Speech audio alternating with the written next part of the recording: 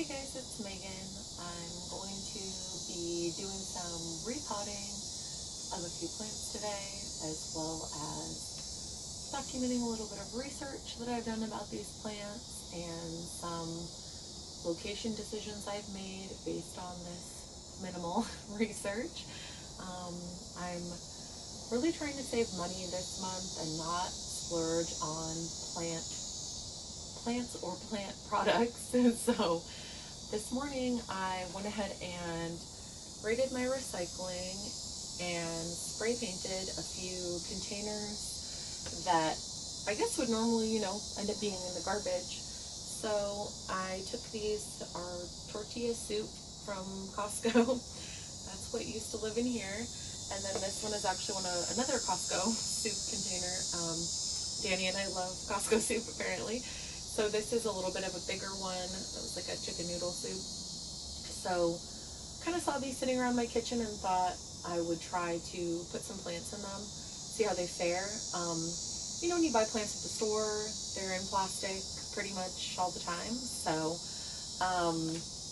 I think that this will be okay, and it's a little bit cuter maybe than a pot I would have to go out and spend money on.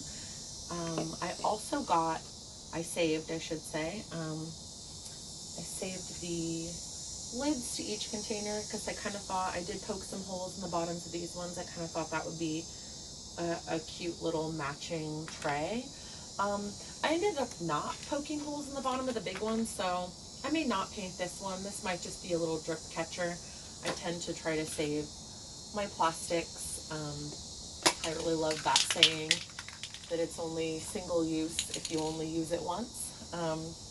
So I'm trying to push myself to be even better about that kind of stuff. So right here I have a glove I used earlier, and I'm just going to kind of like hold the edge and paint these down really quick, just to see if my little tray concept actually ends up working out.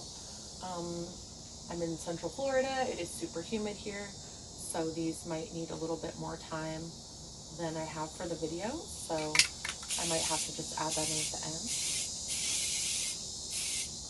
That's basically it. This is a can of rose gold spray paint. I got it at Lowe's. I think it was maybe right around $5. So I think that pretty much anybody can afford that. And I actually bought it quite a while ago, and I've painted a few containers and a couple of other little failed craft projects for it. So still feels like there's a lot of paint. So I'm pretty happy with deciding to go for that because it's something that I can kind of, feel like I'm doing something fun with my time, and it doesn't cost a whole lot of money, and I'm making something relatively creative. So I also have some potting soil right here that it's kind of what I've been calling my reject pile. A couple of plants I've kind of changed my mind about how I wanted to pot them, and also a few I did have a couple of plants die on me so far. I know that's pretty normal. Try not to let it get me down, but basically I'm going to, I mixed in some soil I had left over, and so this is kind of just a grab bag, and it has been outside, so there might be some bugs in it. I'm going to keep that in mind if I'm going to be taking these plants back inside. I'll probably go ahead and just treat the plant itself in the soil with some neem oil. I have been having some pest issues. I think that's pretty normal, especially given where I live. It's kind of always, there's going to be bugs. I'm just understanding that and hoping that they don't get worse. So I'm just sort of accepting that as my reality and not letting it upset me too much. I am out on my screened porch right now, and lizards or frogs may startle me at any moment, so I hope that I catch some of that on footage. Actually, it'd be pretty funny. It's kind of something I always like to report to Jessica when I embarrass myself by being scared of a small creature in my own porch. So right now I'm just putting a little bit of orchid mix at the bottom of each of these, including the ones with holes. I just like to do this because I think it makes the pot a little bit more lightweight. I think that it also has some stuff in it that's kind of nice for a little bit of like a complex mix. It's really cheap. I think that this big bag that I picked up was roughly $5, maybe six at the most. So basically I'm putting a layer of that down to influence better drainage as well as keep the pot a little bit more lightweight and not go through as much soil. I do definitely, I'm just kind of prepping these all like halfway. I do definitely feel like investing in good soil can add up pretty quickly when especially when you're trying to be a little bit more aware of your budget. So I'm trying to kind of use what I can, and what I have in here, like I mentioned earlier, is just a mix of some pots that I sort of undid. So it does have some larger pieces of bark, as well as I'd say it's maybe about a third potting soil straight out of the bag. Miracle Grow brand is what I usually buy. So my mom always used. It's kind of nostalgic for me, I guess. I'm sure she still uses it. She's still with us, thank God. Shouldn't talk about her in the past tense like that. Hi, Mom. So it's mixed in then with a bunch of other soil that came from other plants or some projects that I've kind of started and then changed my mind about. So it's actually all pretty good stuff. I don't think any of the nutrients have really been leached out or anything like that. That's something I'm interested in tracking a little bit as I continue to container garden, because I think that it's kind of a real problem that you have to amend your container soil and you have to fertilize. So I'm going to kind of keep an eye on that. And, you know, I've only lived here for coming up on 3 months. So even the plants that we bought like the first week we were here are still only about 3 months in. And I know there's a lot of mixed opinions about fertilizing, but I think I'll probably wait till at least 4 or 5 months before I try to add anything. That being said, I do have some banana peels soaking in water right now, because that was something that was recommended to me by ye old internet, to just get more use out of your, you know, like a banana peel is literally compost. So if I can just take what I can, the potassium and all the other nutrients out of that, put it into some water and then use that water to water all my plants, why not? So I'm excited to try that. Also, it was really stormy last night and I collected some rainwater. So my plan is basically to take this banana water, which is really, really thick. It's pretty disgusting. They are organic bananas, so I'm hoping that that is going to yield the best results. There isn't a bunch of pesticides soaking in that water that I'm then going to put on my precious babies. But it is thick. I went to push another peel in this morning and it was a pretty gross texture. So I'm planning on mixing that with some rainwater when I'm watering my plants. And I'm excited to show that process and record it, and also see how it goes with my plants after they drink up some banana water. So the first plant I want to work with right now is this little guy. This is called a waffle plant, a purple waffle plant. This one is also known as a snow white waffle plant. I bought this one at, I want to say Lowe's, maybe the Home Depot. Danny and I were out shopping and he liked this one. I like letting him pick out plants because then he's a little more excited about them when I'm working with them. So this guy is really cute. I'm just right now really gently getting a little bit of excess dirt off, but it's not really root bound hardly at all. So I'm actually going to sort of leave it alone. This one I feel like is going to benefit from a little bit of a deeper pot than it was in, but I'm going to put it in one of the smaller ones here just to give it a little bit more space and a little bit deeper room for those roots to develop, but I don't feel like it needs to spread out a ton. as I was doing some research about this particular plant, it seems that it does have some varieties that tend to sort of cascade over the edge. This one is such a baby that I'm truly not sure what its ultimate destiny as far as like the way its foliage is going to grow will be. But I'm kind of spreading it out just so each of these kind of individual plants is sort of like 5 separate plants in the cluster can each have a little bit more of their own space. I am, like I said, using most of the dirt that was wrapped around the plant in the first place because it's a pretty new plant to us and it looked really happy and it was quite moist. So these were on the schedule to be watered today, and I figured that they were actually all still really moist, so I changed their schedule a bit. This one, I do think I'm probably going to bring back inside. I just like to look at it, and I think that it is one that said it likes humidity, but it can handle a little less. So I'm going to keep this one inside, I believe. A little bit of notes I took on this one are that its scientific name is the Hemigraphis alternata, and that is a combination of Greek and Latin, I think, because alternata sounds very Latin to me. But hemigraphis means like half, and I think the second word was like graphios or something. But it basically is referring to the stamen on the flower looking like half of a brush. So this is a weed junior that hasn't made any flowers yet. Probably only have this one coming up on maybe 3 weeks. So I guess that we have that to look forward to.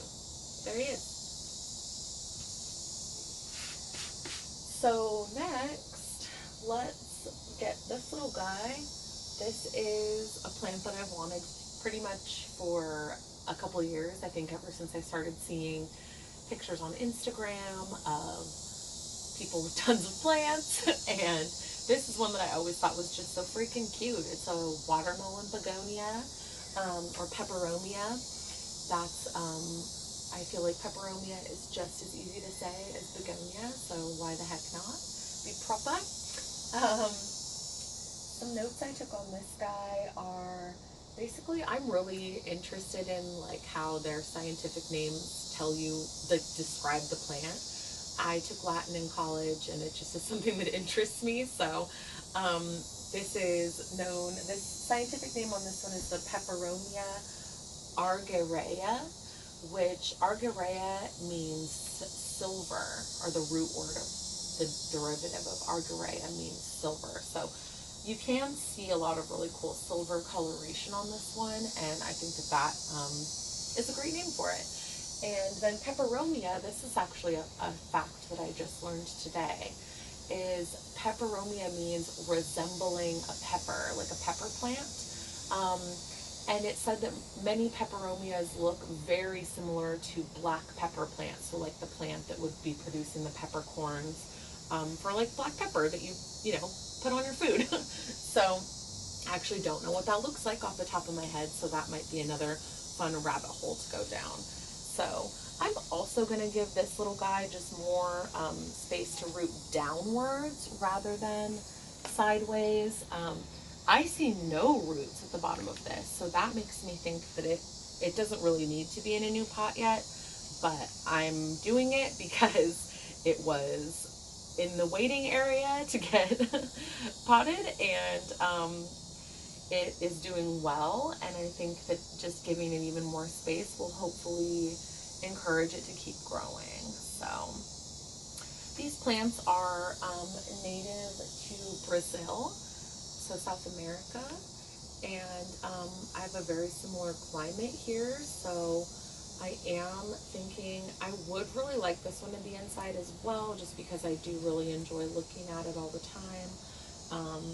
It did mention in my research just now that it would prefer more bright light than I've been giving it. So this is one that I think I'm going to go ahead and allow to join all the plants that are up in my sewing nook kitchen area. So we have kind of like a breakfast nook that I decided I was going to turn into my sewing area. So that's where I have my sewing machine, all my messy craft supplies, which is probably why I haven't made a video about it yet, because it is definitely not a real organized part of my home yet. So that is where I do have several plants up there, but that is just somewhere that I haven't quite done some footage yet. Maybe that can help motivate me to take a little bit better care of that area. So there he is. This one, it does seem to be like it's leaning a bit from the way I just planted it, so I am trying to give it some support in the dirt, of course, without being too aggressive. But I also know that it'll just kind of do its own thing. It has plenty of space. It's not like, you know, drowning in there. It just will have to kind of learn to stand up on its own a wee bit better. Yeah, this one's really cute. I would say it's probably, since I got it, it's probably gained like 3 or 4 new leaves, which is great. There's a really cute little one that's coming in right there. It just kind of has that like rubbery texture. So I'm really excited about this one and seeing what its little future is going to be. So we'll set that off to the side. And then, I forgot to mention that the snow white waffle plants, I'm interested about where they're from, of course, too, just to kind of compare our environments and how I can better support it, being, you know, inside, outside, full sun, not full sun, etc. So that one is actually from Indonesia. It's from, I'll bring it back just so we know what I'm talking about, this guy. It's from Java, Indonesia, and it's actually, I read that it's used for a variety of medical purposes. I have no idea what part of the plant is used medically, but it had a whole list of a variety of physical problems. I will not cover them because I truly don't know if it will help them or hurt them. But quite a variety of things that can go wrong with the human body. This plant apparently can help you with it. Like I said, not sure what part, but I believe what I'm told. And then the third plant that I am transplanting today is this beautiful thing. So this is called a Moon Valley Friendship plant. This plant is native to Central and South America. This is actually from the Pilea family. Pilea, however you want to say it. I think Pilea would be the technical correct Latin pronunciation. So this one is in that family, but this one is called the Pilea involucrata, and that is not a word that I remember from my Latin studies. So I did have to do a little bit of research on that one, and it was quite interesting. So involucrata comes from the word involvere, which is like envelop, basically, or wrap, like wrap around. So that is, I feel like, a term that might be used for any number of plants for any number of reasons. So this one, after digging deeper through several more websites, I found out that it's what's called an involucre. I'm not really sure. That's an English word that I don't really know how to say. And that means that it's a kind of a more general plant term, I guess, and that means that it has a ring of bracts surrounding several flowers. This one is also not flowering. These are young plants. They haven't really developed. I haven't had them through a season, all 4 seasons, so I don't really know what these involucre stats are really going to be. So we will see. But Pilea is sort of a general name that they gave. Pileus means cap, like a cap on top of your head, or a cap on a bottle or something like that, I think. And apparently that is due to the shape of the flowers, which once again, I do not have access to any flowers right now, so we will see. It's commonly known as a friendship plant, which is cute because we decided to name this channel the Friendship Garden. So this is called a friendship plant because it propagates very easily. You can take cuttings in spring. It says plants with more than shoots with more than 2 sets of leaves, and it should propagate. I tried that recently with a nerve plant and it did not work. So I think that might have been due to the time of year or the conditions or my lack of knowledge on how to be successful at that. So we will try this one in a few months, I think, to propagate, and we'll see what size it's attained by then. So let's pop this out of the container and see what's going on. I'm really excited for this plant because it is supposed to have a lot of red coloring on it, which is always exciting. And this one is also very much not root bound. I do see some roots all around the outside, which is great. And I think that seals my decision that it should be going into this larger one. I didn't give it quite a deep enough hole though. Let me get in there and spread it out a little bit. So I'm hoping with more space like this, it's going to want to allow its roots to spread out and support it and to get even bigger. So I am going to be backfilling quite a bit with dirt here. I wasn't quite sure how much it was going to need. So I'm going to make a little bit of a mess and just tuck some dirt all over the sides. Of course, when you're transplanting, it's a great opportunity to just kind of like pull off some leaves that you don't need anymore. Leaves that maybe the plant is putting energy into, but they are dead or they're barely hanging on. I've been kind of trying to keep an eye on that, not only because it looks better, but also because it's really not helping the plant get bigger and better. It's sort of keeping it more stagnant. It's putting energy into that area when it just shouldn't. Oh, darn it. I think it's about to rain. I may get rained out of this video. When it rains here, it does get my porch wet because it is quite windy right now. We just had a hurricane pass through Central America, which was quite bad for the folks down there. So I hope everybody is okay. My friends and people I know in Central America, as well as those whose families live there, it's always hard to hear that there's natural disasters coming, especially in a time like this when there's more than enough drama going on in the world with the pandemic and whatnot. So this guy looks so great in here. This was like, I can't wait to plant in all of my chicken noodle soup containers.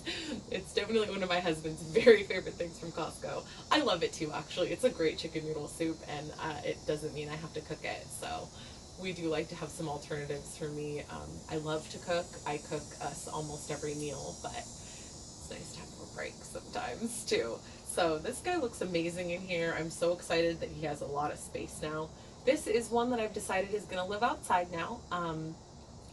The articles I was reading was mentioning how much it enjoys humidity and how beneficial humidity is to this plant really fulfilling its potential. So I'm actually going to go ahead and leave this one outside. I think that I will keep it back and towards the window, like I have most of my plants other than my bromeliads out here, because the amount of rain that you can really receive at any time this time of year is quite unpredictable. So in order to not drown this friend, I am going to keep it back, probably either on my plant stand with my cactuses. I might rearrange things a little bit too. I love to rearrange my plants. I did a plant count yesterday. I'm excited to say I am up to 35 varieties of plants. There are a few plants that I accidentally bought multiples of, or I have received, you know, as a gift or an add-on or something, and I already had it, but I'm not going to let that get me down. I love having more than one of a type of plant, because you can kind of see how maybe different choices you make for it, or putting one in one area and one in another can really change a lot. So that's really exciting. And yeah, this was just something I wanted to try too, to see how these containers turned out. I mean, I honestly think that from the front, it just kind of just looks like a little pot. So that's awesome, particularly for an outside container. I'm not as concerned about the aesthetics, because I feel like, especially with a plant like this, it's going to trail kind of over the edge, and the pot will not be the star of the show for long. So, but these little guys actually as well, they really look quite nice. And I think that I'm really excited to see what else I have in my recycling bin that I can turn into a plant container so that I can be not only keeping things out of the waste cycle, but also saving myself money. We just bought this condo a few months ago, and so we're adjusting to the idea of making mortgage payments for many decades. We'd love to pay it off faster than that. So every little bit counts. And I think this is a great way to not only like upcycle your trash, but also to have something really cute that will benefit you and benefit your plant, and you already bought it. So I hope that this video covered a lot of things that I'm going to want to look back on and learn from. And I will be making another video soon, of course, with the progress of my bunny ears that are propagating right now.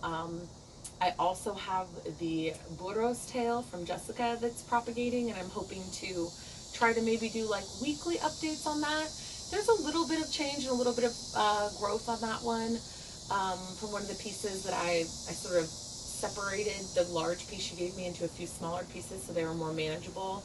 I am seeing a little bit of growth. It's very exciting, but I'm trying not to count my chickens before they're hatched, not count by my burro tails before they're really latched in. So I'm excited to check back on that pretty soon.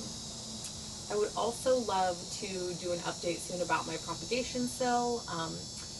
A lot of things have moved around and changed over there too, and I got some Marble Queen pothos from Jessica, which I'm excited about. They're not rooting quite yet. I heard that they do take a bit longer than some of the more aggressive types of pothos, but they're really pretty and they look healthy, so I'm excited to see what happens over there. So I may even make that video right now just to get it out of the way since I'm thinking about it. And I'm going to put these plants away and see where they want to be, and we'll check in on them later.